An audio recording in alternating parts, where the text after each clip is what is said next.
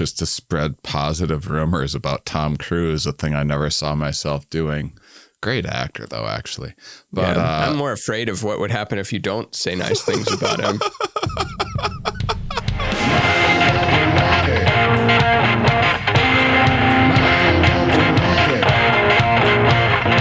Keep talking, honeys.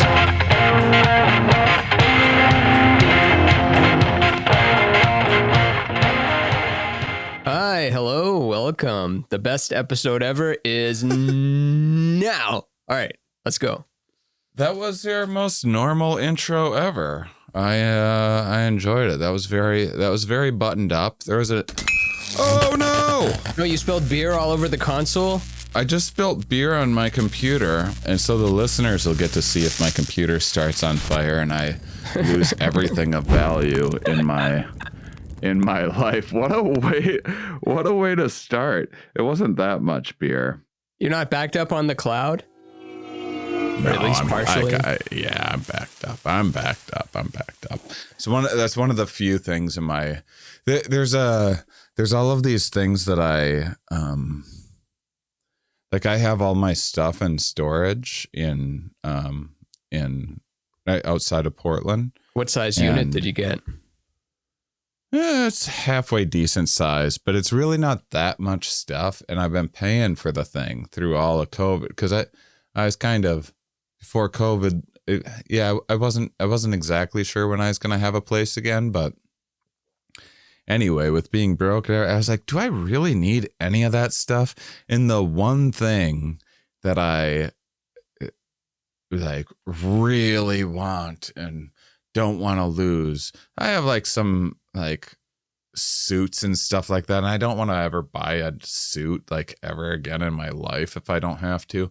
So there's some stuff like that. But the one thing is I have a big bin full of notebooks that I know, like almost for a fact, I'm never gonna look at, but it just feels like important. I wrote things in a notebook, and if you saw the stuff that I wrote in notebooks, it's like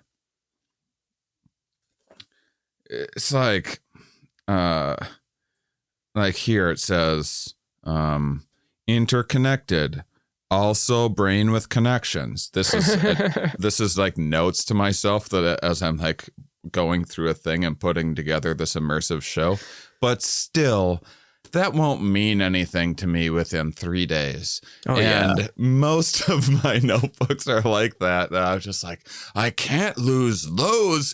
Think of the gold mine that's in those very valuable notebooks. Some of it's the opposite. Some of it you don't want associated with you. Like thoughts from 10 years ago. Like maybe there's like some homophobia or misogyny or whatever things like that. At the time, it's like, no, it's another joke to go in the set. And then you abandon it for a reason, and then it's still there. Like my one's very racist notebook, like very disorganized in every way. But I have one notebook for all of my racism. It's all in like one place. It's at the top. It says racism, like right on, or just the big Netflix N on it.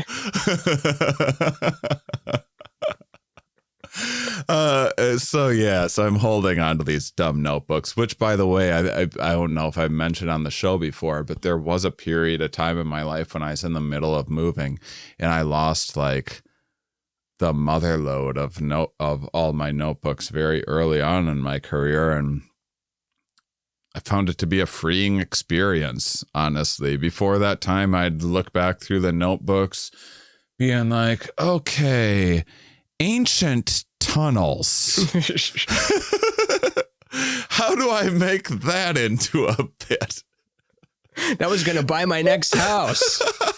That was my hot pockets. That was my, I don't know, 7 deadly words. What was the Carlin one? 7 words you can't say. I forget. Yeah. 7 deadly words. You can't say knife. You can't say gun. You can't say fist. You can kill someone with your fists. You ever choke someone? We all do it. We all kill everybody. All my impressions are leaving me. I think I'm actually just having a bit of an allergy-y week, even though I don't really have allergies. Yeah. But it's not good when you talk to people and they're like, do you have a cold? Do you have allergies? I'm like, no, I don't. But I guess I sound stuffed up to everyone. You sound fine to me. Joe List, who super funny. We started together in Boston. We haven't talked in a minute, but he is awesome and helped me out early on. He was new too, but anyhow, his first album is really worth listening to. It's at Appleton, the Skyline Comedy Club, on a night that was just like it was like poorly attended and it was like not going his way. And it's so funny because he was, I don't know what his act is like now. I haven't seen it in a minute. Talk about blowing my dad. I hate myself. But he, at least when he started, he was so good at bombing. Like, like Johnny Carson was kind of known for, like when a joke wouldn't do well, it was like almost funnier or whatever. Like Joe List just had a way about him but anyway, he has a joke about that very concept of someone asking you if you look or if you're feeling okay when you feel fine. It's like, oh, thanks for letting me know I just look and sound like shit. I just had a fresh haircut. That's all. I love The List and I love Norm. Tuesdays with Stories. Nice. Also, Mindful Metal Jacket with Joe List. Also, Joe and Ronan Talk Movies, where he has this co-host that's like has the wrong opinion about everything. He has the wrong opinion? Because I did. Ronan I met him in Louisville before he ever moved to New York. I didn't know who he was, but he was funny back then, even just like doing a guest spot for me or something. And he had me on, he asked me to do his podcast, like Ruin Your Movies or something, where you talk about your favorite movies. So I brought in like Christopher Nolan, and then he tells you everything that's wrong with them. And he was hilarious. And I also thought, man, he's kind of right on a few of his things. That's a hilarious thing to like obsessively watch movies just to nitpick all of the things that you hate about them. Yeah. That's like pre-social media. That's what you did when you wanted to, when you were into just masochism. Yeah. And most movies are going to have lots of flaws just because of, I don't know, there's too many chefs in the kitchen. There's the technical limitations. There's, or it's one person's vision of it. But it just feels like there's very few perfect movies. Everything you have to look a little bit the other way. Like, yeah, I know that was a cheesy piece of dialogue, and I know it didn't make sense how the character escaped, and I know this part doesn't make sense. But aside from all that, it was great. Well, I just saw the new movie Red Notice on Netflix. With offer Brad Pitt? code Mummies. Brad Pitt? No, that's that was The Rock and Ryan Reynolds, and it's just some. I think it's called Red Notice. Anyway. Oh, okay. It's just some like heisty kind of fun, silly like it's a silly action flick with some laughs. And do you get excited about a heist? I was not excited about this movie in particular at all. I don't like anything that The Rock does because I just generally think it's just kind of lower, like hyper accessible and like lower. Or just call it lower. That's funny. Yeah, don't even say it more. Like I don't like anything The Rock does because it's just beneath me. It is just lower. What about his singing though on what's it called on Malaco? What was it called? Manocha? I mean, I get it. He's a likable guy. He's an impressive human being, and he like also if you just like have kind of a very like vanilla sort of a bunch of 12-year-olds are gonna love this movie. You throw them in there. Nothing wrong with that. 12-year-olds deserve entertainment too. But I watch. My mom is oddly into just like dumb action movies, and I was like, I haven't watched a movie with my parents for a while, so we watched. She really likes just like action movies you don't need to think about at all. That's her jam. And I was like, bingo. 40% on Rotten Tomatoes. She's gonna love this. The sweet spot. I wonder if The Rock is, I mean, I haven't really done a deep dive, but it's so easy to just see his career as this like very surface level mainstream. Like he works out, he's big, and he does action movies and he sells tequila. Who cares? But like, would his depths just frighten us? Like he knows so much, but we never see that side because he's mainstream. He seems like a smart enough guy too. He's got to be brilliant. I mean, how do you maintain that energy level? And he's an impressive guy and everything. And it's just, man. I mean, I also have a bias against just professional wrestling and anything that was birthed in it. It's just a bias that I have as well. Donald Trump, he's a wrestler. What about I had my cousin's way into professional wrestling and went to a WrestleMania thing with like brought my brother and stuff, and is wealthy and got like the VIP section that came with a chair that was custom made for like whatever WrestleMania, and it was the one that Trump was in, or one of the ones that Trump was. I don't follow, but anyway, so I don't have it, but in you have a thing he touched. There's a chair with Trump's face on it. I should get that for my studio chair. The Trump wrestling rock chair. Yeah. I would love to be adored by The Rock. Not adored, that would be too far. I would love to be known by him. Like if he was someone that occasionally liked my Instagrams or something, that would keep me going for like a good 7 days.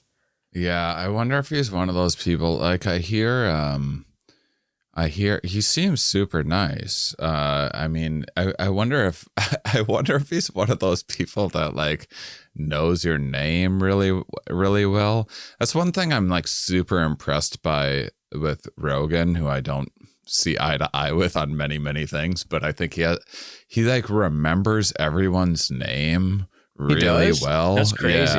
Yeah. And like, and he like remembers their backstory and the conversations and stuff that they had. I bumped into him like a year after I was on his show, and he's like, "Oh, Shane Mauss, how's this going?" But he's just like that and remembers all of that. Like interpersonally, he has a lot of skills, I think. But I'm always jealous of that because I never remember anyone's name. I guess Bill Clinton could like you walk remember that into name? a room. Yeah, that's good.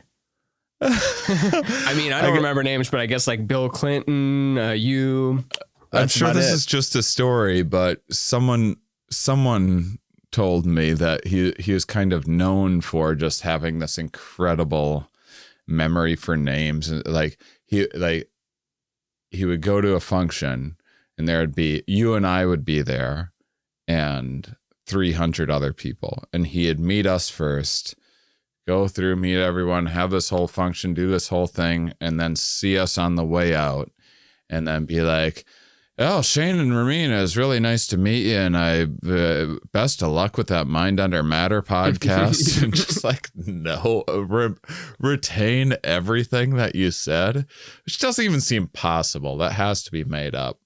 Yeah, I'm so jealous of those sorts of things.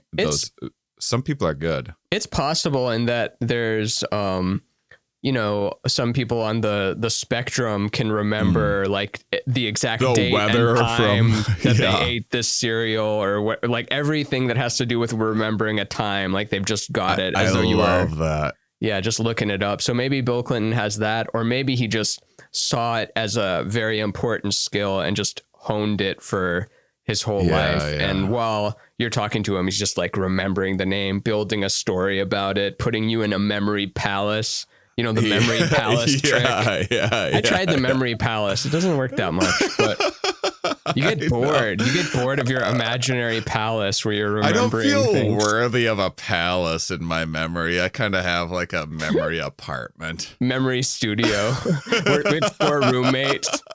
Like, yeah, I can't remember your name because my roommate like put some dishes on it. Yeah, why do you have a memory palace? How do you even keep track of everything with a whole palace full of like who cleans it? I guess I'm sure this is hearsay as well, but it was something that was fun to hear, and I like to imagine is true, and like it's not even worth me looking up, because who cares if it isn't?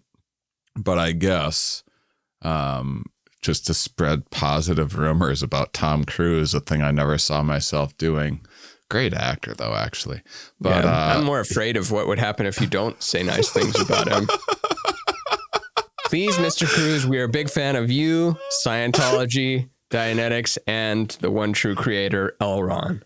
I guess if you meet Tom Cruise, what happens is he asks you like very intense, like he's focused, like eye contact, like shaking your hand, like asking you, like really like getting to know you, like the core of who you are. And then like 2 weeks later, a gift arrives at your home Weird. from Tom Cruise. That's like very specific. Like it will make you cry. Like it's really thoughtful and personalized to you. And I hope that's true. I doubt that it is, but I believe it's true. If it is, that's amazing. I believe it's true, but I am certain that the motivations behind it are a power play, and it's to have like the be on everyone's great power good side. play. Yeah, though. What a power! As far as power plays go, awesome one. I have a real dearth of power plays. What's dearth? Lack? A lack of the opposite of girth. It's like I have a lot of dearth. Did you say girth or dearth? Oh, dearth. I should probably look it up just so I'm not spreading even more. A period or condition when food is rare and hence expensive, like a famine. Some rappers had to have used it. Like, I'm here on the earth, I got a lot of girth, not a lot of dearth. a lack or short supply of something. Yeah. I'm gonna be using that at least 3 times a day now. We got to get some more bananas. There's a dearth of bananas on the banana holder near the sink. So dramatic. And we're down to the last banana. And as you know, the banana hanger can only hold it if there's 2 or more, because one will simply just fall off unless you wedge it in there. So, a couple things I wanted to cover. By the way, we're going to be talking about evolutionary arms races today. We haven't even started the episode yet, really. Like, we have officially, but this is just bonus riffing that we do. Man, you guys are just lucky duckies. It's the whole opening act, getting you warmed up, getting those juices flowing. Mm-hmm. We did want to mention that because we realized we did this bonus sale for the holidays and everything, and we realized that a lot of times not everyone listens to every single episode or doesn't listen to it the moment or the week that it comes out. So we've extended our sale as long as we possibly can, which is until the 6th. And that's just because we think that's a time frame that the company will still be able to pretty reliably deliver whatever to your door without running into issues of you trying to get something for someone and then it not arriving on time. Yeah, relationship ruined. and relationship ruined. So until December 6th, you can use on the mindunderpod.com. It is mindunderpod.com. Sure, right? is. Or we've been sending someone to some different site. It's an amazing website. I was just double checking. But yeah, freshly updated with a bunch of new merch. What's it updated with? We've got new prints of all the prints that are the cover art of all these episodes. We have some new shirts available. We have This is going to sound like I'm doing an act right now, but any of the prints from any of the episodes are now available. Any of the prints? Yeah. Oh yeah. Or all the episode art? All 30 whatever. All 30 whatever. What is this? This is 35, I think. Yeah. Yeah. It wasn't until recently. Yeah, that's awesome. True. Yeah, all 35. Own them all. Own them all, and something special might happen. If you collect them all together, there might be some synergistic property that arises. There, of course, might not be too, but there might be. I want listeners to start making. We've had a couple people make art inspired by episodes, like Karma Droid, I think was their name. Made Karma one about Void. Karma Void. What about them? About Kamante de Buffon and the Rotten Moose. Did you see that drawing? Like one of the first ones. It was like, oh, I want more stuff like that. We have so many artist followers. Will you please dedicate a week to 3 months of your life making a piece of art based on a reference from our podcast that no one will appreciate but us? And maybe not even that. Maybe not even us. Will you please just, if you like our show, will you please devote 3 months of your life using the thing that you do best? Yeah, don't use digital. Buy real art supplies. And don't get it on Amazon. Go to a real expensive art store. Buy each color for like $50. And then, yeah. So there's also shirts, you said, too? Yeah, there's some new shirts. Did you make the ADHD one a shirt yet? Yes. Whoo! I'm going to get that one. Nice. Sweet. But be sure to use discount code MUM15 to save 15% off, or otherwise you might be out of money. You might want to head to Patreon, too, because Patreon members, there's a special code where you'll get 20% off if you're on Patreon. If you aren't on Patreon, lucky news, you waited till just the right time. 15% off a year subscription from now until Christmas for you or anyone else to unlock all of our bonus content and support the show. Yeah, if you want to be Warren Buffett right now, you should sign up for the Patreon, get that 15% discount off the annual, then get the Patreon discount code that's posted there. Buy all the merch. That's how you can be Warren Buffett and make the truest, like, move your money here, then move it there. And then the return on it is like Warren Buffett would give up all the fish sandwiches from McDonald's or whatever he eats for that. If Warren Buffett were listening right now, and I'm actually kind of shocked that he hasn't made it to him yet, and he hasn't heard about Mind Under Matter. Maybe he has starting this episode. He'd probably be listening being like, yeah, that's a solid financial move and exactly the sort of thing that I would do. Mm-hmm. So check that out, because as much as like, oh, these guys are just plugging their stuff. When are they gonna? I'm fiending for them to talk about evolutionary arms races. I'm just dying to hear them talk about. I can't wait another second. Listen to any other podcast. You got to hear a bunch of supplements and other nonsense be peddled to you like 5 times an episode. And we don't do that because we get Patreon support. So appreciate you guys helping us out there. Now, finally, let's get into some evolutionary trade-offs. So the reason I've been meaning for a while for us to, we mention evolution quite a bit on this podcast without talking about some basics. And this idea of the Red Queen is one of my favorite concepts it's something that when I was first like really, I've been into evolution for a long time, but I really, really didn't actually understand it and read a lot about it until, I don't know, 15 years ago or so. And early on, this idea of the Red Queen was one of the things that grabbed me and kind of changed the way that I saw things. And so it's this idea of these evolutionary arms races. And if you guys are super familiar with evolution, a lot of this stuff is going to be very familiar to you, but it never hurts to hear it said in a new way.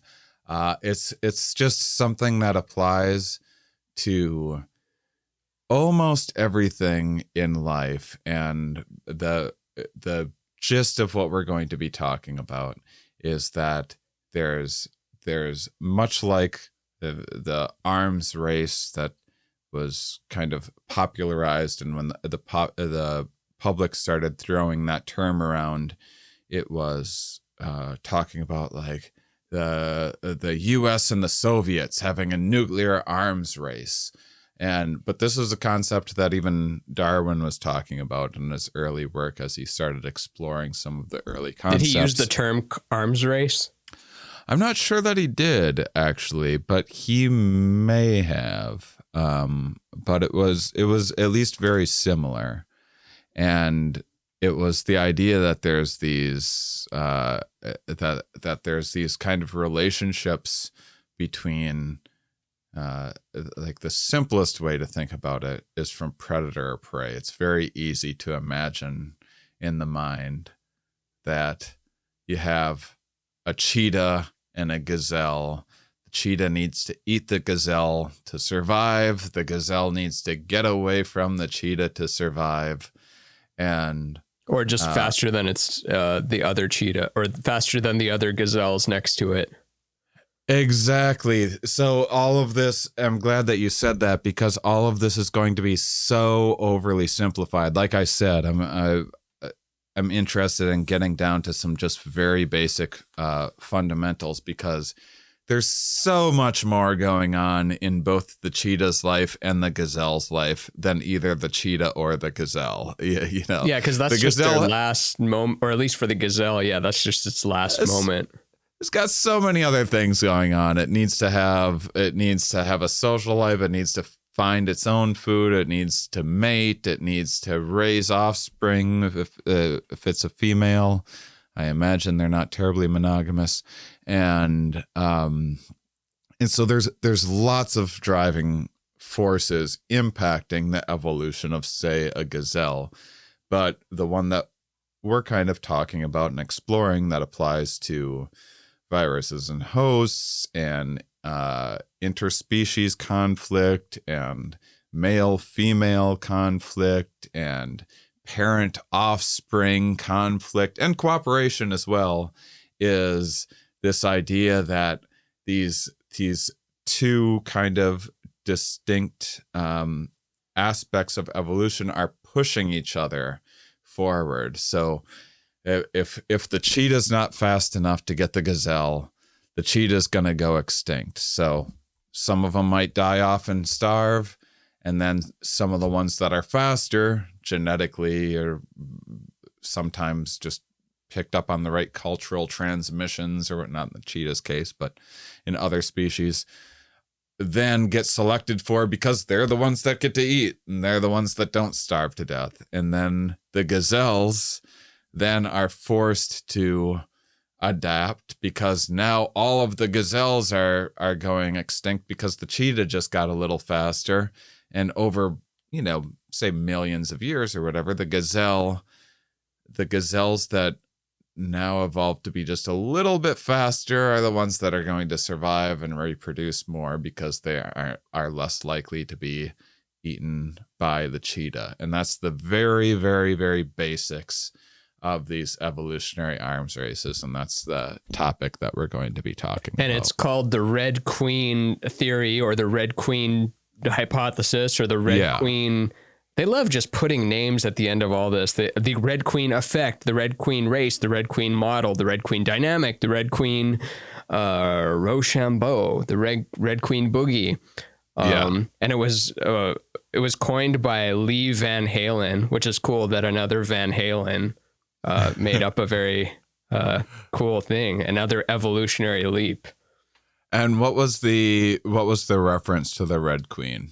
It's from Lewis Carroll's Alice in Wonderland, or one of the Alice in Wonderland sequels, and the Red Queen is the character that says, "Now here you see, it takes all the running you can do to keep in the same place. So you have to run as fast as you can just to stay where you are, because the next generation of cheetahs are going to be faster, but also the next generation of gazelles are going to be faster." And we see it everywhere, like in basketball. Like the worst NBA player now is better than Larry Bird. Like Larry Bird sucks when you go look at videos of it, like, what are they doing? Or gymnastics, they just did a cartwheel and they've got like a little beer belly muffin top, and that's like the most like fit gymnast person in the world. And now we've got Simone Biles that does like 600 180s and lands on her tiptoes or lands on her nose. I don't even know what she lands on. And even though she's astronomically better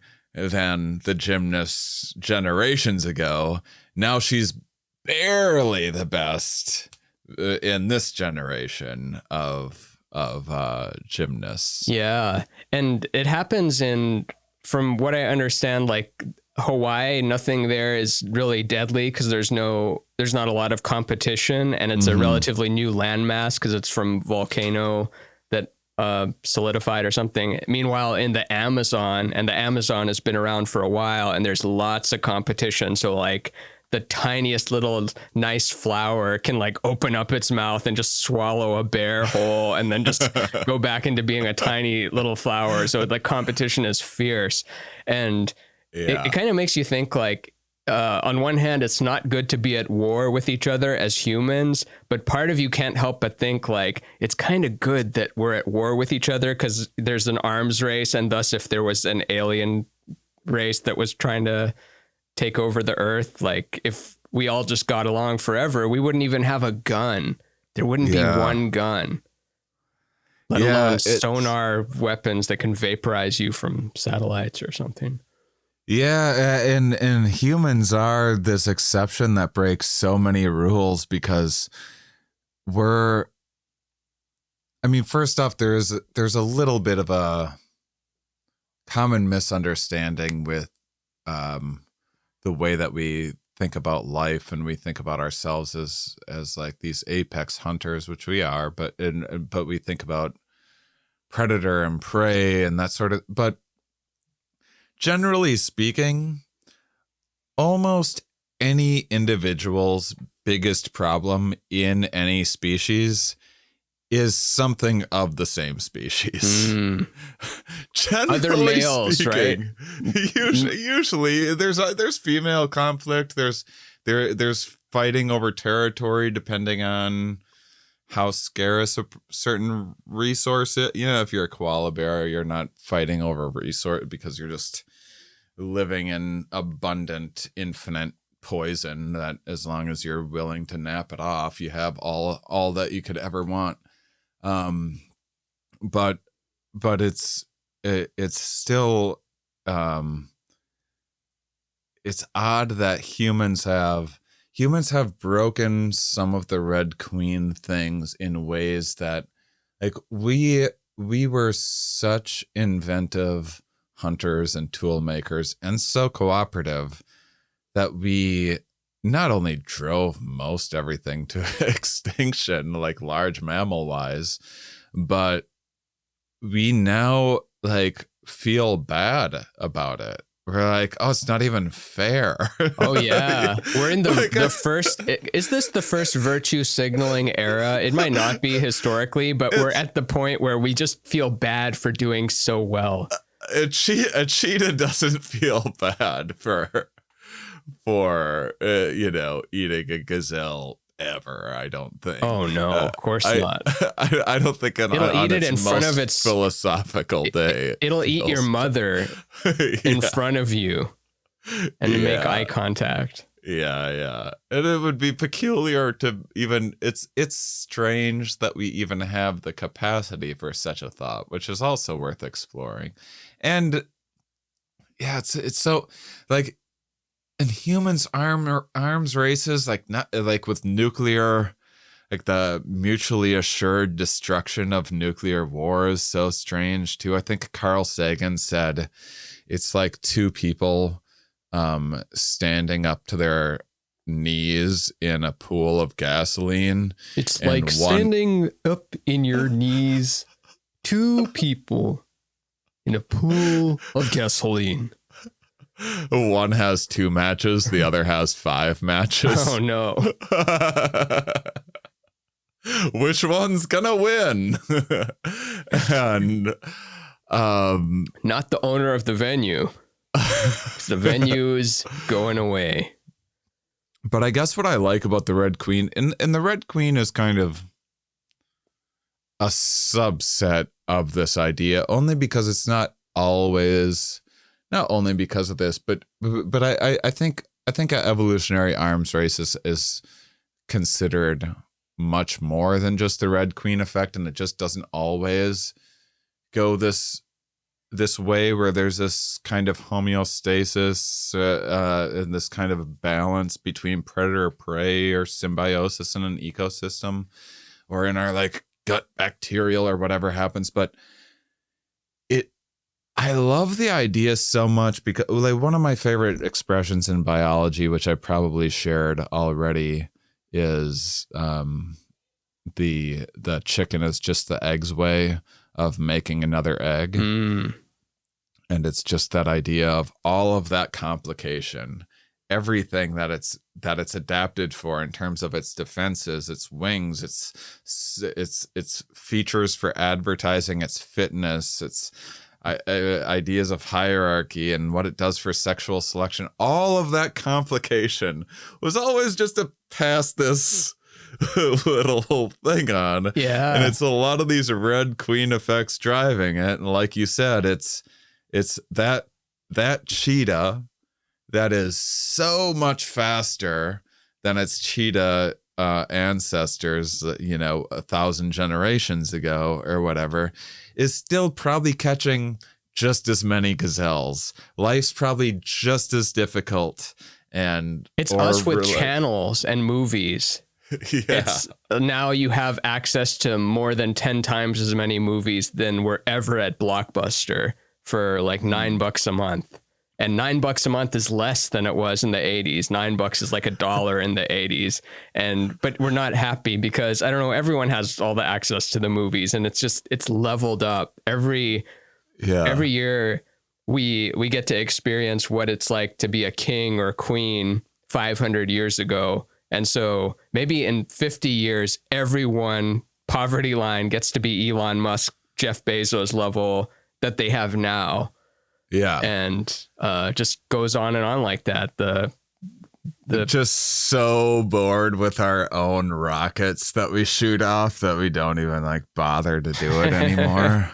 Everyone not only gets to live like a king, but they get to live like a bored king that takes for granted all of the things. Yeah. That it has. I want to touch on one thing that we mentioned just a minute ago about like the cheetah doesn't feel bad about eating the gazelle and how we're the most cooperative species of all time on the planet. And it is our end game here like just making the whole cosmos one big family? Because at first it's like, fuck you unless you're genetically related to me. And then it's like, okay, no, other tribes, you're cool. But people across the pond, fuck people across the pond. It's all about our network of tribes. Now it's like, okay, across the pond is also good. Like just as more time goes on, we're just seeing like the whole thing to where it's going to go even more to animals. Like, okay, treat even animals ethically, treat all humans ethically, treat all plants. Like we're trying to make it all part of the corporate family of humanity. Like we're all on one team. Yeah, in a lot of ways. I mean, I think virus host is an exception to that, where we're like we do form cooperative relationships with viruses all of the time, but I don't think we'll ever consciously be like, be kind to novel pathogens. In what way? You mean like the workers in our body are doing it, or the way like we use it in vaccines and stuff? The way in which, like, say a cold becomes something where it's like, what is it called, a rhinovirus or whatever? But coronavirus. Like a common cold, I mean. No, I'm just kidding. I was pretending like you'd never heard of coronavirus. The pandemic is actually the coronavirus. COVID-19 is what they refer to it in technical terms. A cold kind of like gets to fuck with us, but doesn't get to fuck us up too much, you know? So like gets to stick around because it's like, okay. You can stay on the couch, but you're not staying in our bed. You can stay the weekend, but you're not staying the week. You can have some water, but you can't have a beer. Yeah, and then sometimes cooperation's formed, but I mean, living organisms have all sorts of cooperative things that within them that have been formed through these like symbiotic cooperative relationships that, you know, sometimes go haywire and forms in, like, cancer is a very good example of pointing out just how kind of incredible it is that aspects of our body even cooperate at all, because cancer is doing what, like, on the surface genes should be doing. They're just like, looking after themselves. Yeah, just like propagate, live at all costs, just keep on, make more. And, it's a rogue cell. The rogue cell, and there's like, there's no, on the surface, there's no reason why every cell shouldn't be going rogue, you know, but from the point of view of like the bare bones of the kind of arms race stuff and just basics of how genetics work. But then you get into much more complicated matters, and we don't have any cool starts cells. Making sense. They're all like good corporate goody two shoes teacher's pet employees, like, for the most part. And then the cancer one is like, fuck the company. Yeah, I'm making my own company. Yeah, they're the made of me. And then we blast them with radiation until they can't. Cancer hold their head even underwater. will keep itself in check. Like, cancer will even there's potential cancer treatments that are called taming the tumor, which is much in the way of much in the way that so you get sick with something and you take some antibiotic and you don't follow the this is the importance of following the regimen even after you feel better. And maybe you follow it and it just didn't work all the way, but it kills off all of the majority of the population, or the most impactful of the bacteria, but some of that bacteria survives, and then you end your regimen early, or just it didn't do a good enough job. And then the bacteria that survived that were the ones that just happened to be of the many. So these cells are just making copying errors in a lot of different ways. You're making copies and copies and copies, and there's going to be a little bit of variation. There's going to be like some game of telephone. Daisies. Yeah, and so most of them are bad, but some of them happen to be advantageous for the genes. You think they would get it right 100%? Like, it's easy for us to be like, I forgot the last 2 digits, but it's your one job. You think you would replicate the same, but I get why you want the variance. This is why we're here, is just through a series of very complicated mistakes, and then allegedly. Absolutely brutal. We don't know what the program is running here. It looks like mistakes from our perspective, but we don't know. That's a good point. And I'm not saying aliens have like designed us or anything, but right. No, I mean, certainly you can plug things into computer models that and you can start and like even create some chaotic system or run some game theory system or something like that without knowing what the outcome is going to be, but with the intent of selecting for this most favorable outcome for whatever you need this program for. Yeah. Just studying how game theory works. Have we talked about that?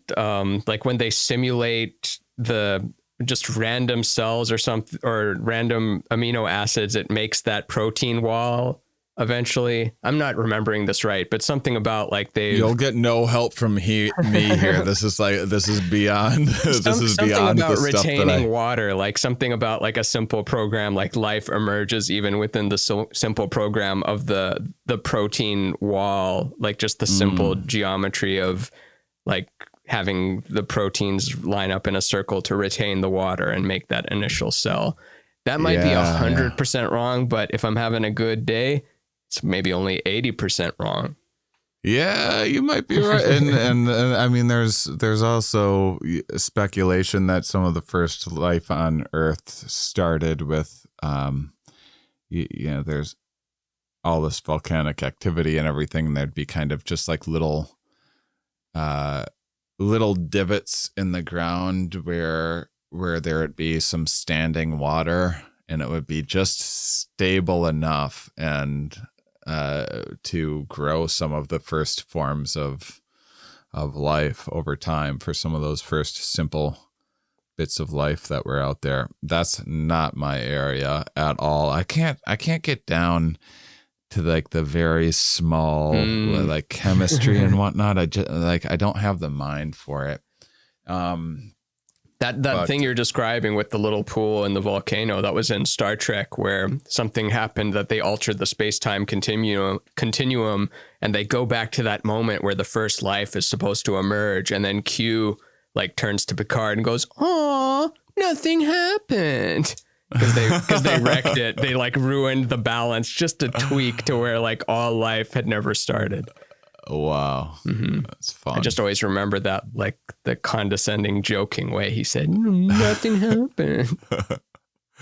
I don't quite remember where we were, but I will say one of my oh yeah. So I was saying, I think that virus host interactions are going to be something that we're stuck with. I think the unfortunate thing of where we happen to find ourselves in a modern era is that, and this is me saying this from the egocentric view of being in the middle of a pandemic. It's the only seats we've got right now. It is the only seats that we've got right now. And again, this is bias as well, but I've been watching a lot of stuff from before the pandemic, like taking classes or reading books about pandemics from before COVID, just to like see how these predictions how their predictions would bear out, or see if they seemed like foolish, or just like not having the bias of projecting COVID onto the past. Yeah. And it is fascinating. And in my predictions in terms of how it would spread or how society would react or what?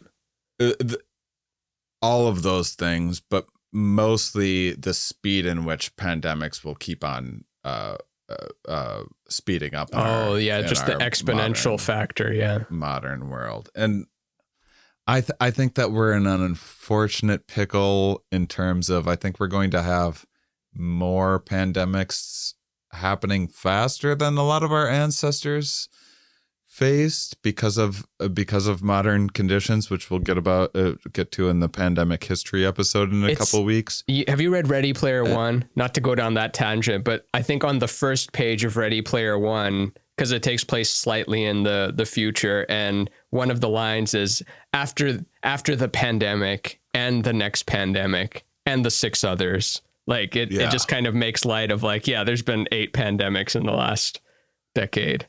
Yeah, I mean, and this was written pre-COVID, well before COVID. If you watch movies, you're expecting it to be like a zombie apocalypse or something like that. Instead, I think it's just going to be slower and sadder than zombies are slow, and they are. That's true. I think zombie has always been this kind of metaphor, foresight of, not to say lack of free thinkers, because when you say free thinker, you imagine like just person that goes to reddit.com/rconspiracy and is taking that in. So you're just taking free thinker talking points, but I mean genuine doing your research and coming up with your own conclusions of it. But yeah. I mean, it's an apt metaphor for sure. I think like, doing that Halloween episode did make me think like, oh, maybe that idea of zombies did come from like people digging up graves for the first time, or like records of it anyway, and like seeing all that, like a corpse moving. What a fucking horrifying thing if you don't have an explanation for it.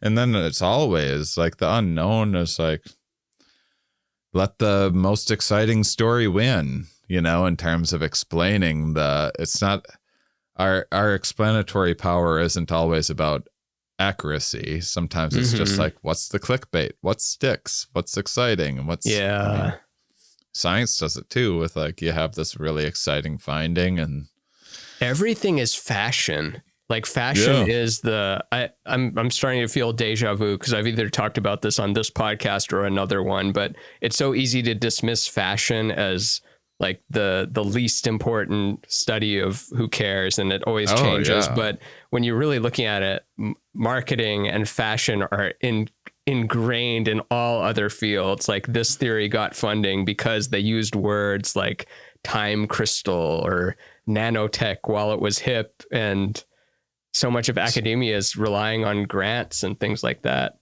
Oh yeah. I mean, you want to like talk about the Red Queen and just like the fashion industry. Just look at the red carpet and who's trying to, compare like the dresses that women wear to 50 years ago or something. I'm not they're fucking incredible and beautiful and sexy and impressive and all of these things, but it's a obvious change if you compare from generations ago, and it's always in fashion too. This is another thing that's pushed. It's been a lot of wealthy people buying things that are expensive because they're hard to make or scarce or whatever else. Purple dye.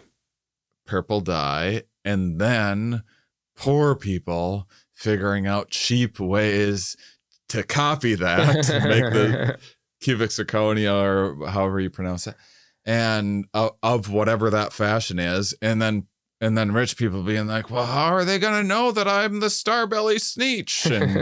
And then needing to find the new thing. And that's another Red Queen effect. And it's everywhere. What I love about it, I think the reason why I like it so much is because, I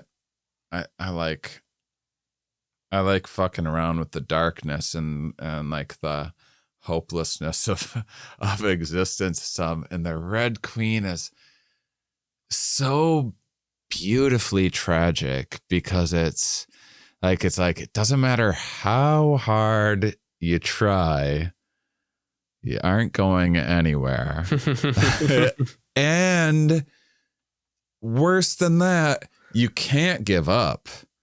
Like, it's inherent within the system. Like in this like cat and mouse game of evolutionary arms races, like, sure, the mouse could say like, yeah, fuck all this, I'm just gonna kick up my, well, now you're the cat's dinner. Yep. Like, and that's not great either.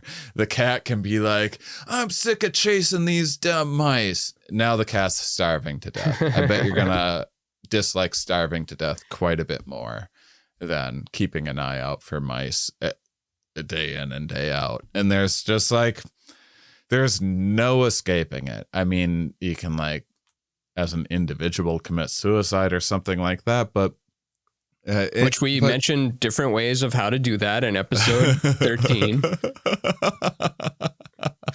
We're not going to reiterate, but if you want the safe way to do it. The volcano. Yeah. Actually, that's funny to have a safe way to commit suicide. Just a way that's purely ineffective. Like just rub lemon rinds on your forehead. I just love that idea so much. And it's something that I have to get over because speaking of past episodes, I thought, and I was surprised, not surprised, but I felt validated that what's that like? Other people took note and wrote about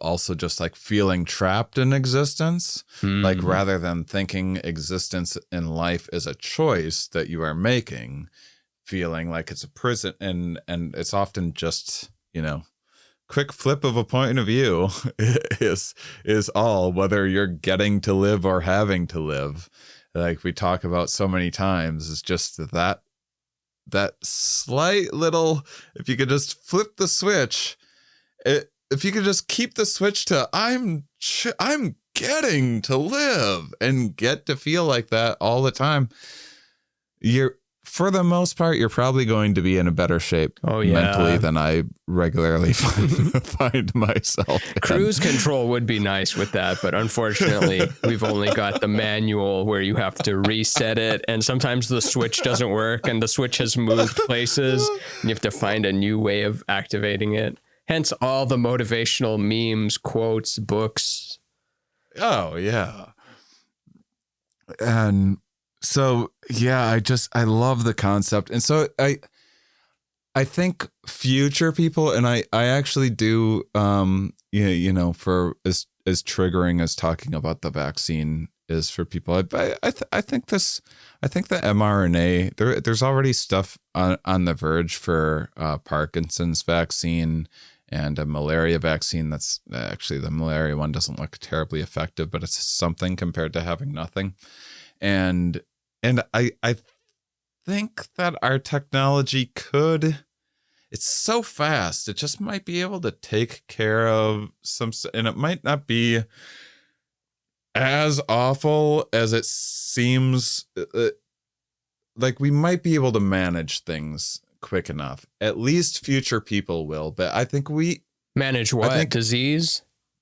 Yeah, novel pathogens. Novel pathogens. Yeah, then like a new can of worms is opened up with what if people live too long? If we're too good at healing people, then we have overpopulation problems. That's going to be, I think, generation or two after us, that's going to be their problem. I think we're stuck in this. I think they're going to not have to worry as much about novel pathogens, whereas that's a bigger concern for us right now. Yeah, kind of like how wolves, like getting your kids getting eaten by wolves was a really big concern.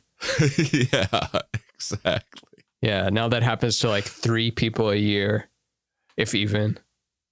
And then a couple of the other things that are like, because humans kind of did escape this, we don't really need to worry about other species predating us. I can see a world where we make headway on continuing to cooperate in the way that you talked about, as seeing more and more of the world as family or whatever.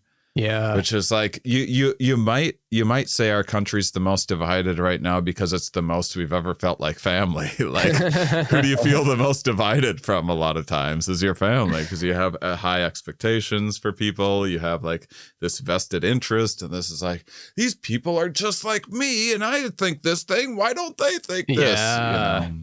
Yeah, the first family fight, as you recognize them as your family. I had some thought there. It was gone now, though. That's okay. I wanted to ask if you've heard of the court jester hypothesis or the black queen hypothesis. Fill me in on both. I've heard a little bit about the Black Queen. So Court Jester, it says here, it's a competing evolutionary idea that says that the arms race is not the driving force on the large scale. It's an abiotic factor, which means not biotic, which means like, I don't know, rocks and like hurricanes and stuff. But I don't know. I don't know why they would even make that distinction. Like you could just see that stuff as part of the competing force. But that's no, I'm glad that you brought that up actually, because that's a lot more chaos. Like the selection pressure involved in not dying from a volcano eruption or a hurricane or something like that is wildly different than a predator-prey interaction. Is that kind of what they're getting at? I think so. Yeah, it doesn't expand on it a whole lot. And the Black Queen one talks about how it's not just genetic drift, it's natural selection too. But I don't see the distinction here really. Maybe someone just wanted to have the other color. They're like, there's already a red queen hypothesis. Let's make a Black Queen one. And it's just, isn't the Black Queen something to do with it's like a ballsy move that you can make in the game of Hearts or something like that? Not familiar. And this just came out in 2012 or something. So I don't know. It's a little too recent. It's kind of Scientology sounding. If you know what the Black Queen hypothesis is talking about, write it in the comments, buy a bunch of merch. Send us money on Patreon. But no, it's one of those ones where I'm trying to understand it by glancing at the paragraph, and I'm like, no, there's too much biological talk that I'm not familiar with. Yeah. Well, I can have a peek at it later and maybe explain it in another episode. I think that the other thing is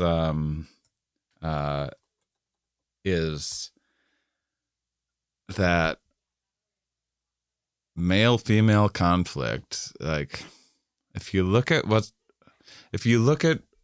from a Red Queen lens, which again isn't everything. This is like this episode. One way of this episode. It is this is the lens that we're wearing for this particular episode. It's if you look at any species, it's like. It's tricky. There's a lot of cooperation going on there, and then there's other things that like look like cooperation, but it's just like making the best of a situation. But it's usually neither party's getting exactly what they want out of it. There's always going to be a little more incentive for one gender to get to want a little bit more, and the other gender to want like a little bit more. The cliche of because of the low cost of the potential low cost of whichever gender does not have to carry the offspring to fruition and raise them, which is typically the female, and nearly every species is going to have, a nudge in the direction of not of wanting to wanting variety and wanting to basically impregnate as many females as possible, without having to bear any of the responsibility of raising costly offspring, because there's a huge cost there. So if you can just spread genes and then there's going to be the other side of it of like, I'm not going to do every one of you dudes wants to do that. So now I get to select whichever one that I want, and I can base it on various criteria, whether it be an impressive colored peacock tail or whatever, or if it's bringing the biggest gift, if you're say many different things, including like spiders or whatever, or if you're showing like other signs of cooperation, like many birds do in helping build a nest, or isn't it funny? We could get any spider or peacock we wanted by their standards. Like, oh, you want colorful feathers? Check this out. And we have like a whole LED presentation, psychedelic, like artists like revolving in and out of it. Or spiders want like the big gift. I'm like, I can like give you more gifts than you've seen in your whole forest. But we're not interested in having the approval of the spiders or the peacocks. We want to impress our respective species mate.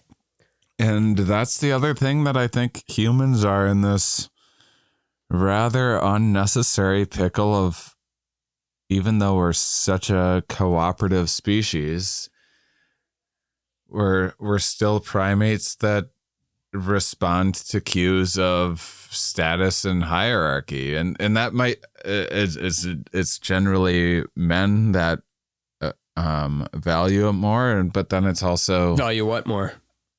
Like hierarchy, like tend to chase status a bit more because that's what they're judged from.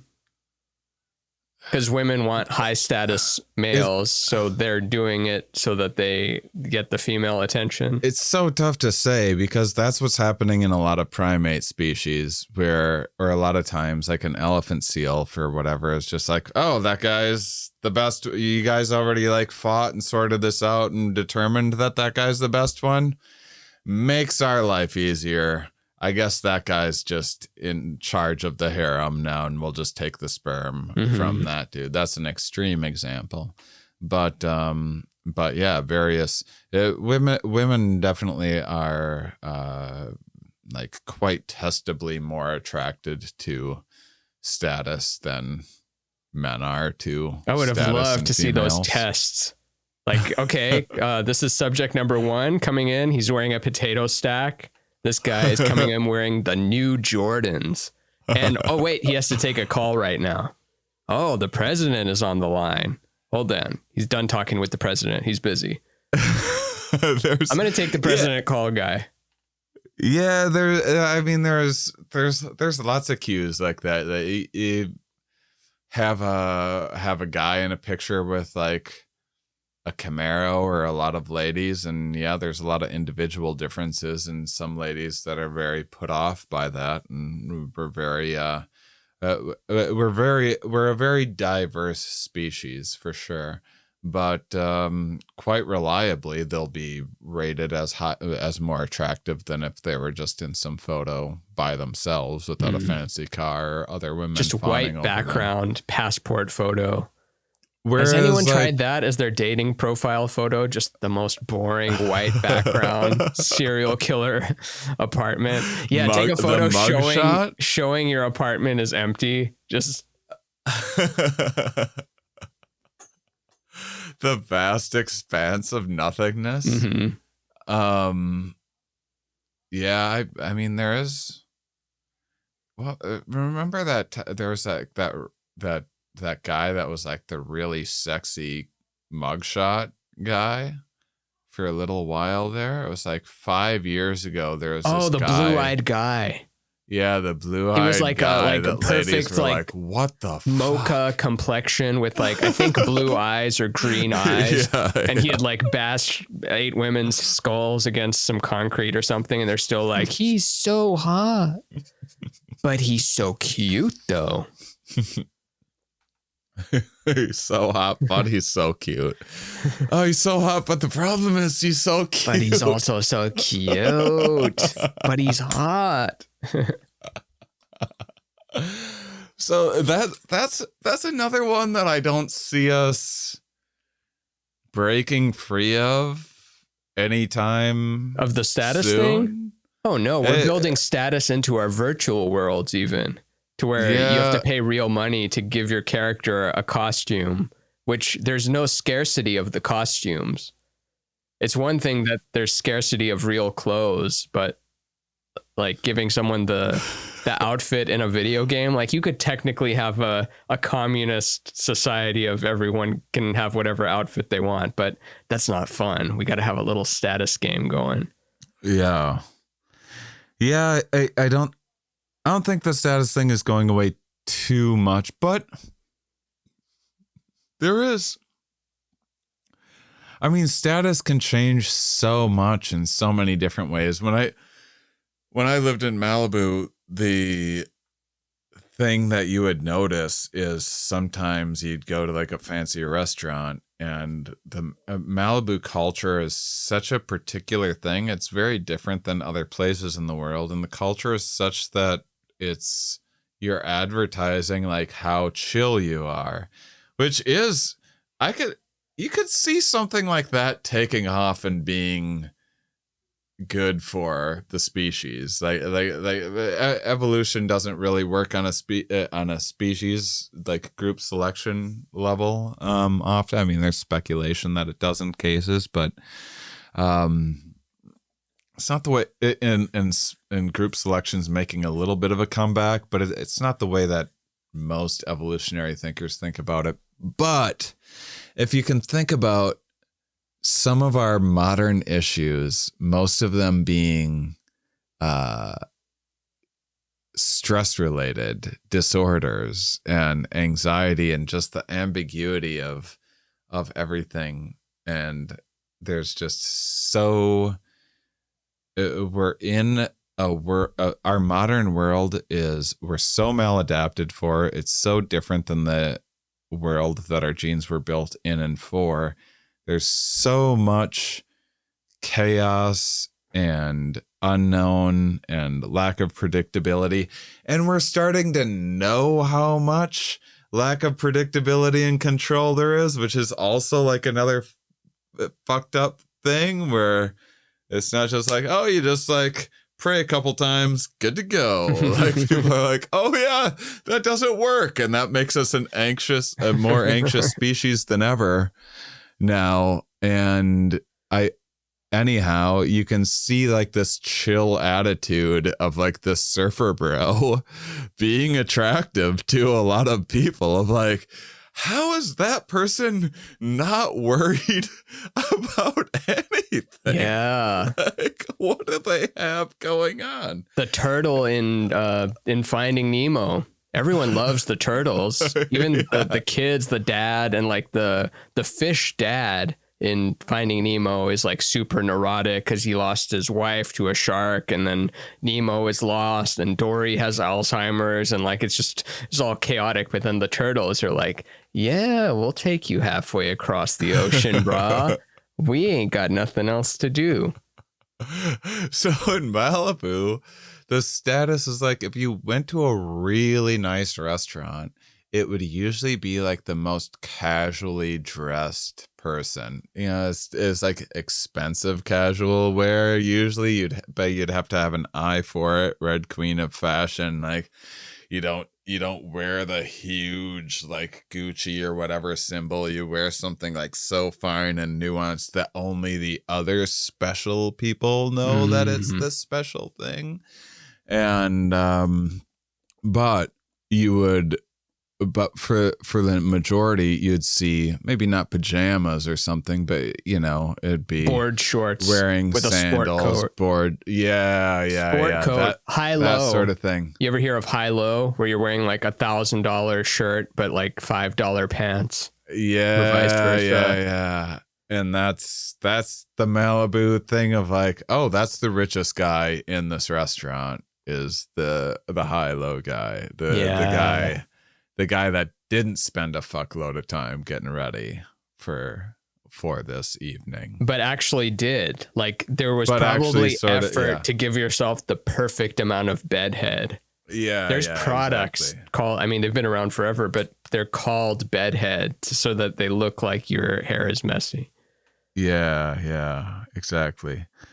So yeah, status stuff isn't going away, but it's more extreme in a lot of species. I actually think that again, like we are so cooperative. Our ability to cooperate is so impressive that it's probably why we are so frustrated with one another. Like you don't get mad at a dog when you see it like not sharing its toy or treat with another dog. It's hilarious. It's adorable because you know it doesn't know any better. Or even like a small kid, you might want them to share more or try to you might try to impart that wisdom upon them or whatever, thing that you probably don't even need to do because they might do it naturally as they age anyway. But the point is that maybe the reason why we get so frustrated and feel so divided is just because we have unrealistic expectations for each other's cooperative skills that are made by our actually very impressive ability to cooperate. Yeah. That cusp is so weird, like with not getting mad at mentally challenged people, but you'll get mad at the people of Walmart. But if you're looking at it, you're like, you see them. Very mad at the people of Walmart. But if you were to really look at it, you're like, do you think these people are hyper intelligent? No. Do you think they're average intelligence? No. Do you think they're well below average intelligence? Yes. But how come you're not treating them the same as you would that's someone who's up to a certain point, we're like, they don't know any better, the dog or someone with an IQ of 2 or something like that. But then if you have an IQ of 70, it's like, fuck your IQ of 70, bring it up, or whatever metric to use. I don't know what IQ even means anymore. Well, I mean, there are factors with that too, to like push back on that a little bit. And as someone who's biased toward making fun of the dumbs, which by the way, I do all sorts of dumb shit all of the time, but it you know, I guess a fair amount of IQ is genetic. So in that way, you should be letting some people off the hook. But you know, we all, like, I went to a public school in a city that was not rich or anything else, and there's people that had far more advantages, like in my same school, that grew up in my same area. And just, I mean, the idea to say chose is a tricky word because we don't know exactly what that always means, but it means that they chose. Oftentimes it's you had a decision between doing what you really wanted to do in your reptile brain and then stepping above it and listening to your braver angels or better angels of your nature. And we all confront that choice on so many different levels, whether it's what we're eating or what we're saying or how we're communicating. But no one can do it perfectly the whole way through unless you're Tom Hanks or something. But even then, Tom Hanks probably yells at his kid. Yeah, fuck Tom Hanks. Yeah.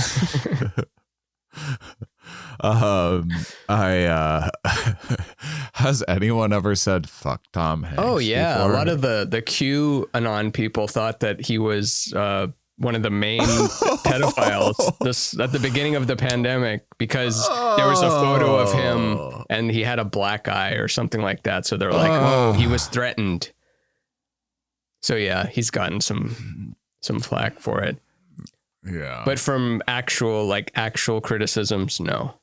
But I guess like, you know, in terms of say QAnon stuff or whatever, there's perfectly intelligent people that are very capable. And I think that is the fine line with some of the like people where there's a lot of like prideful ignorance, especially, I mean, I guess males and I was going to say males. I'm biased toward like shitting on females and people of other colors. Yeah. I got to stop you from doing that all the time. And I got to go in and personally edit it out seamlessly. But it's worth it to give people the experience of not getting, you know, just all of the horrible things that normally come out of my mouth that the audience doesn't have to hear. we actually record for 8 hours. Oh, yeah.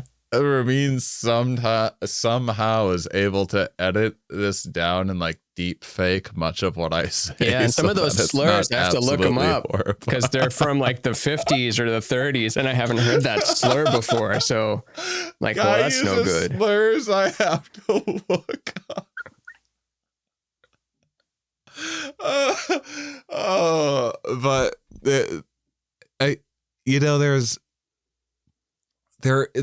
there's a certain,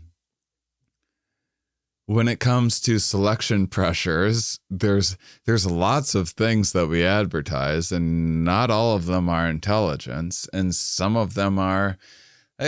I can think of all the stupid shit that I've done. Like you go like, look how dumb this fucking thing is that there's a million videos on YouTube of someone jumping off the roof onto a picnic table. And I don't necessarily think that person isn't smart enough to not jump off that roof onto the picnic table. You know what I mean?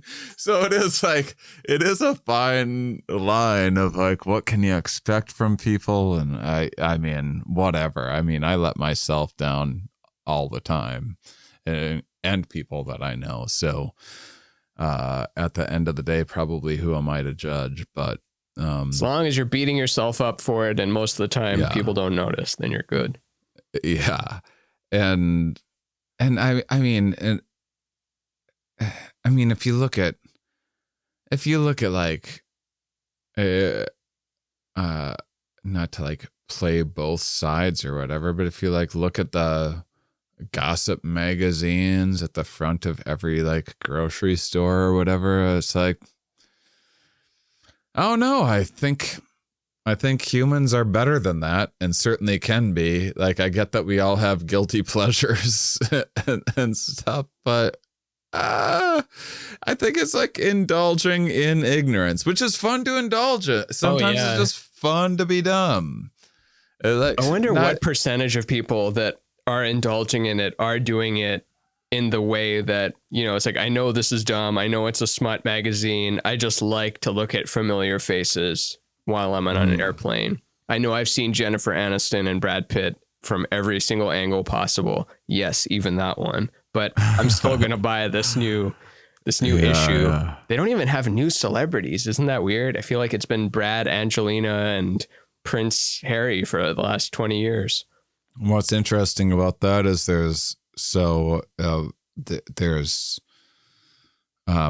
because there's a lot of like evolutionary biologists and psychologists that look to things like that to speculate on what is that saying? Like, what is that? What are those magazines? What is this sport? What is this thing that people have this desire to consume that is so popular?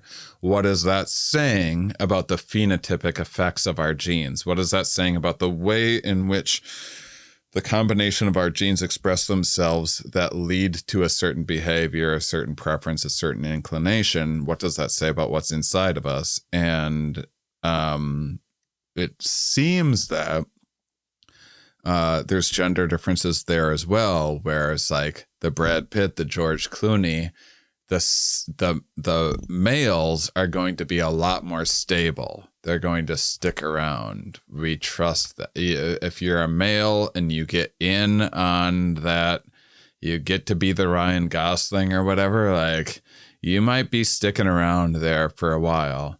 Females often tend to be like, oh, this is the most fertile, the new it girl. A lot more. Yeah. I hadn't even thought of that before. Yeah. They get the short end of the stick. If you're 25, you can start playing like, you can start playing grandmothers and great grandmothers if you're 25. Yeah. I mean, the trade-off is if you're a 25-year-old girl, attractive 25-year-old girl in anywhere in the world, you have the potential to live very much like a celebrity without ever getting into the entertainment industry. Oh yeah, in many ways, you know, but like the doors are open for you. Not that it doesn't come along with like a zillion costs, but yeah, I was gonna say the cost is kind of like was it the Dave Chappelle story about carrying a duffel bag with $50,000 in it or something, and while he was doing that, he was like, "Oh, this is what it's like to be a woman. You're just always like looking over your shoulder." Yeah, it's fucking horrifying. But there are doors that are opened for you. There are things I just manifest. I don't know. I just put it out there that I want something. Like, comes into my life like magic. Like, yeah, okay. I don't know if it's magic, but. Sometimes it's easy to get envious of that. And you're like, oh, it's so easy for women to get male attention. But then when you think about it, it's like if you wanted male attention, you could get male attention if you wanted to. Yeah, dudes are easy. Mm-hmm. Yeah. I mean, it's. I think if there's anything that you can take away from learning about the Red Queen hypothesis is just that it's fucking tough out there. It doesn't matter if you're a male, a female, a host, a parasite, a fucking cheetah, a gazelle. You're on a knife's edge of something, like whether you realize it or not. And and if you don't realize it, it's probably because evolution has made you oblivious to the fact of just how fucking fragile all of this is, you know. Oh yeah, just how cutthroat it all is. Just even our planet is like, it doesn't feel secure. It's this like tiny little blue ball, like a very delicate balance just blasting through. I know that's the most basic stoner thought ever, but even if you have the most safe mansion and all the walls and like just so many different offshore accounts and everything, even that being secure, you're like, you're still on the little crazy blue marble headed who knows where. Yeah, it's like once in a while, I think for whatever reason, I think that just because they have like early DNA evidence of it, but some of the I didn't look back further than like smallpox in my pandemic history stuff, but I just saw a couple little things about like the bubonic plague and stuff like that. But that was part of the reason why they know things about it, is because there was like royalty mummified or in tombs or whatever that we now know clearly died of tuberculosis and stuff like that. So it's like, doesn't matter how good you have it, like, you know, you're still going to have bad stuff happen to you. You're still going to die one day. You're still going to have all of these various things happen. And I imagine being at the, in terms of hierarchies in a lot of primate species, is like a lot of Robert Sapolsky's stuff, who isn't just a amazing neuroscientist, but is a primatologist who until a few years ago used to go and do field work studying baboons and such and various primates and life generally. Like Jane Goodall style? Every summer. Yeah. But not that intense. Yeah. Every summer he had like one of his main helpers there died a few years ago, and he felt a little too old to start over. I don't know. I think he got sick with something or other. I don't remember. I just always imagine them turning on you. Like, why would they be accepting? But you can make trades and stuff. Yeah. Well, what's interesting about, and they have really sharp teeth, don't they? You wouldn't want to fuck with a baboon, they have fangs. but the thing is with almost everything in Africa, which is the what do they call it? The crib of humanity or whatever. Cradle's the cradle. Yes, What's cradle? The cradle of humanity. Yeah. In Africa, the idea is that the reason why there's still large mammals in Africa and not everywhere else is because of this red queen because things happened much slower, and all these large mammals evolved red queen style alongside humans. So humans popped up out of nowhere and then, barely scraped by for a long time, but then through these incredible kind of tool making skills and abilities to cooperate, we just became these incredible hunters. And it happened over a slow enough time in Africa that the large mammals there that just happened to have a preference to be skittish about these gangly primates were the ones that ended up surviving and are still there. So they're skittish of humans. Like zebras, for example, are really hard to tame. I think I heard a joke. I think Guy Branum or someone, I'll give it to him for the time being, but had a joke about why Jews have the neurosis isn't just naturally, but because like the ones that escaped were just the neurotic ones, the ones that weren't neurotic got died in Egypt or died in the Holocaust or there was some longer version of that, but it was a funny take of like very possibly. I mean, typically evolution happens over many generations, but when there's dramatic events like that that happen, there can be crazy selection pressures. And so so that's the interesting thing, and this is what we're going to be exploring in pandemic history, and what is a uniquely modern problem is going back to the cradle, where we had this red queen thing happening, and then humans started expanding. And then once they expanded and became what would be kind of an invasive species, then all of these large mammals, like you go to Australia, you build a boat and make it to Australia, and there's all these huge ass like kangaroos and stuff that don't exist anymore. And or like saber-toothed tiger, for example, when you come to the America, I'm sure when a saber-toothed tiger saw its first humans, they must have just been like, wow, this is amazing. Like these stupid things just showed up, just free meals. And then just like nets, stabbed, dead, easy. Like we used to just drive mammoths off cliffs by like the hundreds. Yeah. Just to eat like a couple of them. The good old days. I think the 50s was the good old days. The real good old days was chasing mammoths just to have a couple of drumsticks. They're not even birds. We're still getting drumsticks from them somehow. And so that's this odd thing that happens with invasive species, with invasive parasites, with zoonosis, with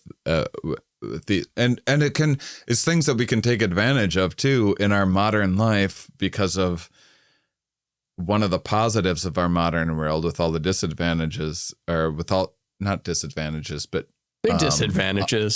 disadvantages and unforeseen mismatches in our modern world.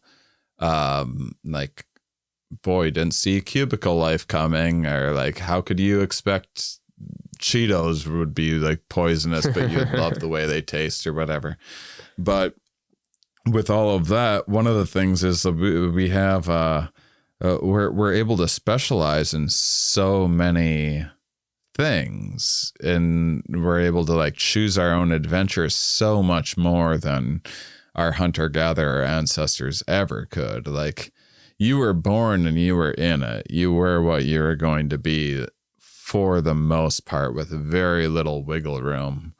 as a hunter-gatherer. Yeah, you're lucky if you get to be the shaman. Yeah, and even that, like, probably not as advantageous as it might seem. And now there's ways of exploiting novel opportunities and becoming wildly successful in many ways. But back to the main point, you have this Red Queen evolutionary arms race pressure that builds, that equips you with all of these tools, which, by the way, there's trade-offs to everything. For that cheetah or gazelle to get faster, that means you're taking away something. That means you're taking away some brain size or something. You're taking away some vision. You're taking away digestion or intestine. You're taking away something. There's no free lunch out there. It doesn't just happen for free. Got to expends more energy, or you got to lose something in order to make room for that energy. Yeah, exactly. But then once you build up if all of those tools that you happen to build up just happen to enter some new environment that has no defense for all of those, you just showed up with a tank in some tribe of people that like has never seen a gun before, essentially, which is like kind of what humans did to so many large mammals, and what viruses can now do to us with traveling across the world, with us confined in smaller spaces. And possibly this happens in lots of other aspects of, hierarchy. Like there's never been an equivalent to a Bill Gates or Elon Musk or there's never been an equivalent to billionaire to poor person in our hunter-gatherer past. Like there might have been a couple misfits out there that got sent out to, fend for themselves out in nowhere and probably died. But no, the chasm of hierarchy would have been like and it's only going to grow. Not to sound too pessimistic, but I think that's just kind of happening. And there's going to be like just mega trillionaires, and then billionaires are going to be seen as like, it's okay to be a billionaire, but we got to do something about these zillion trillionaires that own galaxies. Yeah, remember that Who Wants to Marry a Millionaire hubbub? Yeah, Joe Marriott. Like, this motherfucker just owns a house. Yeah, Evan Marriott. That's the guys. They gave him the name Evan Marriott. He owns Marriott hotels, and then it turns out he's just a construction worker. They're like, oh, well, I guess since the cameras are rolling, I'll still marry him. Like, well, congratulations. You get $1 million because you stayed with him. That's such early reality TV. That takes me back. Yeah. Back when we were like, the internet was this separate thing. We didn't have it in our pocket. Most people didn't have laptops. Most houses, if they had a computer, there was one, and you had to just go on and like log on what little internet you could find. The news feed would have terrified us back then. Now we have news feeds across.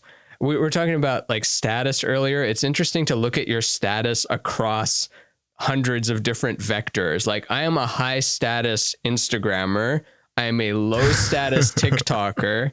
I am a medium to low status Twitter, medium status Facebooker, low status, what's another one? Pinterest or something, and on and on and on. There's like so many little venues where you haven't really established your status yet, but then you have high status in other places.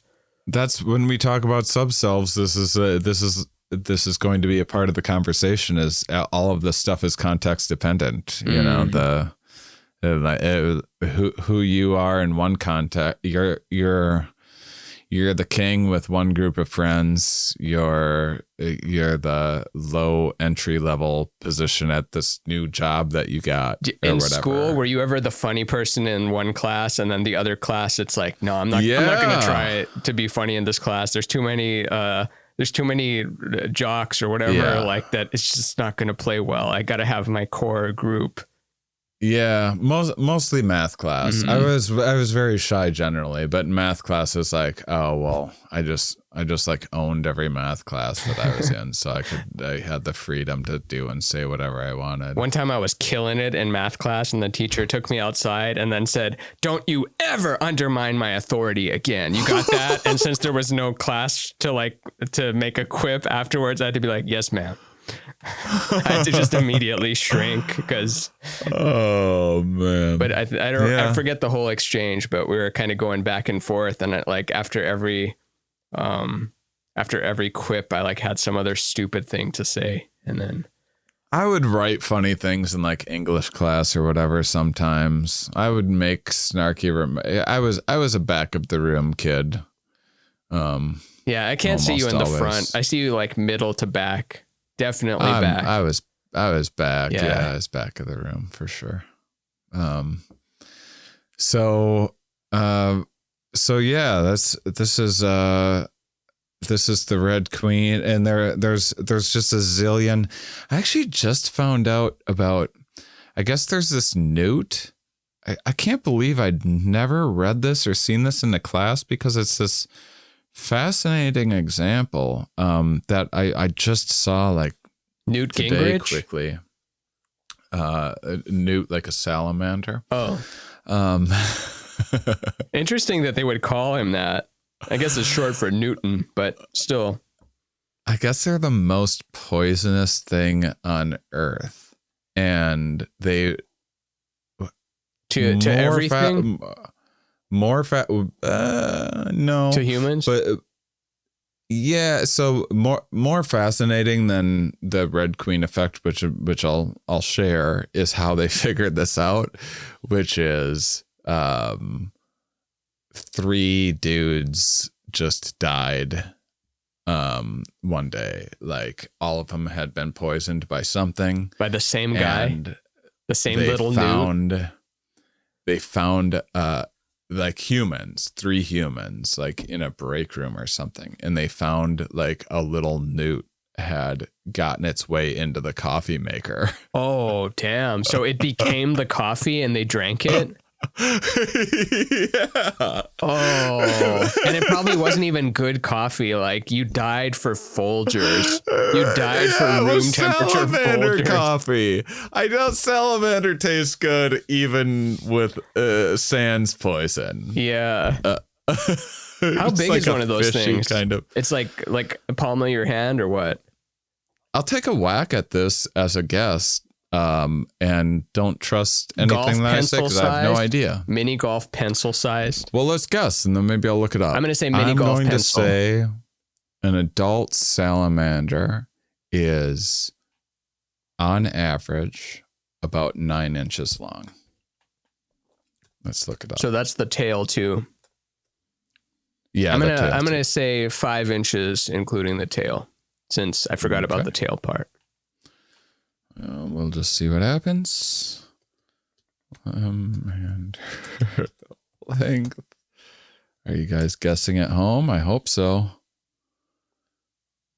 Around 6 inches. Nice. So I think undershot. you won. Price is Right rules. I won because you overshot. Well, not just Price is Right rules, which are absolute bullshit. Great show, but bullshit rule. But you were just closer. You were just straight up closer than me. That's true too. Most salamanders are around 6 inches. It sounds like something that would be very rare, and that it would have glowing green spots or something. It's weird that it just got into a coffee machine. There's a Japanese giant salamander that can grow up to 6 feet. Holy shite. I can't even grow up to 6 feet. I tried. I stopped at 5'9". Or 5'10" if you're looking at the driver's license. Oh, wait, no. Okay, I thought I was right for a second. Newts are actually even smaller. 3 to 4 inches. Still but they're the same sort of thing. At least when looking at them. Yeah, I won both times. So they were like, what the fuck? So they tested them and then found out you can touch them and everything. You just can't eat them. So don't like kiss your salamander, wash your hands after you pet your pet salamander.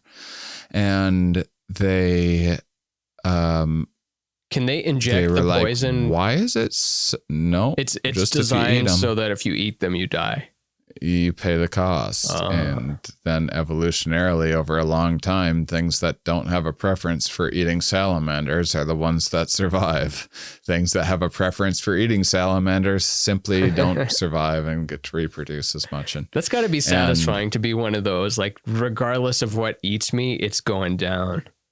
Yeah, and about the only thing that can eat it is a gardener snake, which has, so there's an evolutionary arms race between its ability to have a tolerance for the poison in the salamander, which they eat other things too. So that's interesting too, where it's like, this must be there must be enough salamanders around. This must be such a source of nutrition that if you can just adapt the ability to eat it, because not everything's a red queen. Going back to koala bears, it's just like it's not like the eucalyptus is like gaining defense against the koala, like the koala bear's barely impacting the eucalyptus life. It's just a matter of, because hardly anything eats it because it's so poisonous. It's just a matter of the koala bears gaining better and better tolerance and ability to digest the eucalyptus. If I was talking to a koala researcher right now, they'd be clearing up a lot of what I just said. But regardless, I have a surprise for you. I just put on a safari hat. I was one the whole time. The snake, so the snake, it is impeded. It's like it's slowed down. It usually needs to like nap it off for hours or whatever, and so it's I don't know if it's its favorite meal or something it does out of desperation, but they have one of these red queen effects. So it happens in so many different ways, and I like in old, and it's dated. It's a dated book. But this guy, Mark Ridley, who I can't even say it, like, you know, whatever. I'm not even. You can't say what? The biggest fan of all, like I can't say like, oh man, you got to check this guy. Some of his stuff I'm not the biggest fan of always, but he's a great writer. And his book Red Queen is from like 1993. Good year. Fantastic one. It's a classic, and you'll probably roll your eyes at some of the gender stuff in there in a modern era. Like what? But it's like women be shopping or what? Yeah, it's just, you know, that research has come a long ways in the last 20 years, and like evolutionary psychology in general, it was like groundbreakingly new at that time. And so there's just a lot more data, and some of the stuff hasn't replicated well, and that sort of stuff. It's still there. Like the main concepts I think still hold up really, really well. But it's a fantastic book. So yeah, I don't really know. I think we've both talked about this, but I don't even know a whole lot about gender. Like I try to just, it's a unfolding learning thing. We have our biases and stuff, but I don't really understand like the actual science of. We'll do some maybe around Valentine's Day we should do like leading up to Valentine's Day. Maybe we should do a gender episode, because it's one of the things that I could certainly be perceived as being like more conservative than some of the not in terms of what people should do or anything, but I do not only do I think that there's a lot of biological evolved influences with that contribute to gender, which are, like, in my opinion, quite clear. If you look at any other human, if you're a human, there's lots of individual experiences that seem very different, which I'm sure there are in other species as well. But not only do I think that there's a lot of differences between gender, which even just saying that is very taboo these days, but I also think it's exceptionally important and useful to learn and know about them, because it's a part of the reality that we live in. I saw this, and learning more about it is helpful. I saw this clip of Neil deGrasse Tyson and Ben Shapiro talking about trans stuff, and Neil's perspective of it was like, sure, study it, who cares? But like, what I'm concerned about is, like, this should not turn into legislation. Like, for example, if we found out that being gay is genetic, great. If we found out that it's psychological, then great. But what's bad is that if we find out that it's not genetic or something, then this should not turn into some legislation where we have to, like, fix this. Like, if they find out things that, like, trying to keep it safe from politicizing it and keeping people's rights, if it's one thing or another. I think where one of the biggest misunderstandings with a lot of the gender stuff is that people hear some of these things about different gender differences and assume that the researcher saying this is saying that this is the way things should be, or this is this prescription. Women for should be things. shopping. And, like, why? No, like, no researcher, even, like, it doesn't. It's just describing what has happened in the past and how things became the way that they were today. And in my opinion, if you care about anything, whether it be gender inequality or murder or anything that you don't want to be in existence, I think learning more about it, and as much as you can about it, is going to be useful. Oh yeah, 100%. So, but it's just such a blurry thing, though, and I think it's blurring more as a result of being able to control reproduction, from what I understand. Like the birth control and stuff like that has helped so that women are not stuck in this child giver role. Thus, they can start doing more stuff that is not just having babies and. The more that, such a fan of birth control. Mm-hmm. I wish it was easier on women. I was thinking this the other day. I just need to pull the trigger and get a vasectomy. I was thinking about people's. You should use it with a knife, though, or the scissors. You shouldn't use the gun. Don't do the gun vasectomy. Don't shoot myself in the dick. Yeah, I was just making a trigger joke because I felt like I didn't have any jokes this episode, but. And also I was extremely concerned on ending it with, like, some wrong, because gender is a very touchy thing right now, and it makes sense why it would be. But when I was saying I mean, basically, men like cars, women like dresses, and if you try to swap those two, then fuck you. Go wear your car instead of your dress.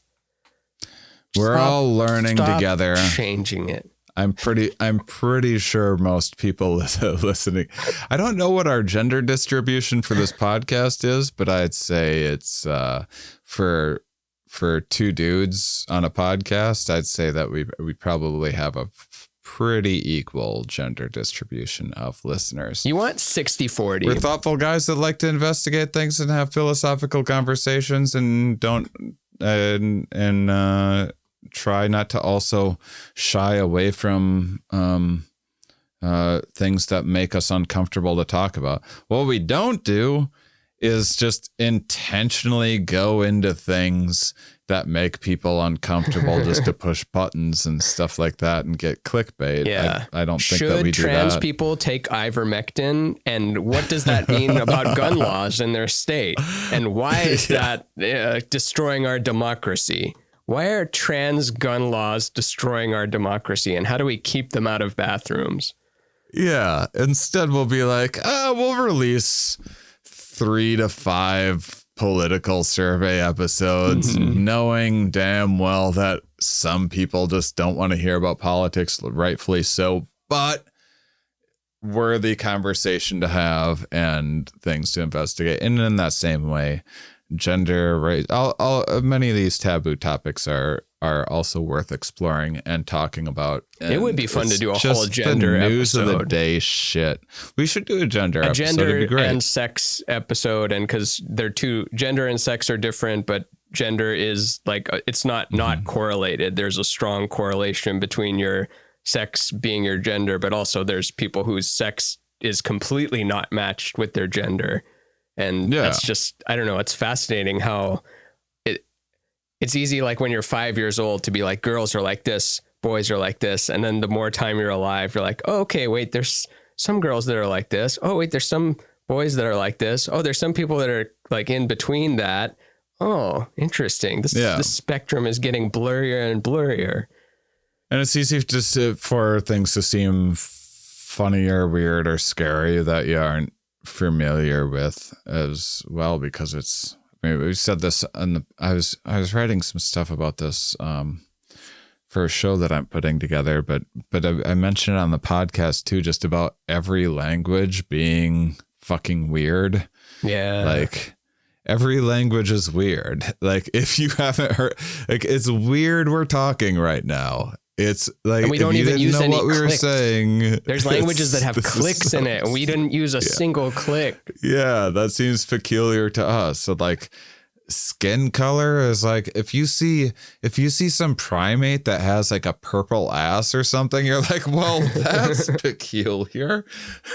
And so hopefully we'll just get to the point where we're celebrating it and investigating and researching and taking interest in bringing curiosity with all of the diversity of life all around. But being a human tends to be pretty human centric and tends to be revolving around news of the day and the types of stories that we usually stick away from on this podcast. That's why the old episodes still have some kind of value, I think. Exactly. If we were so go back to the beginning and listen to all of our evergreen stuff. Yeah. All the way from the beginning.